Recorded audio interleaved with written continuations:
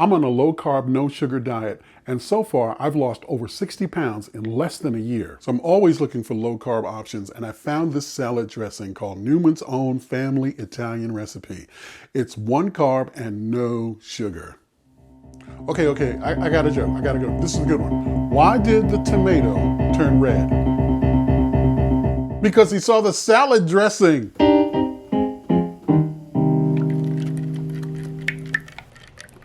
I like to add a bit of spicy brown mustard to my dressing.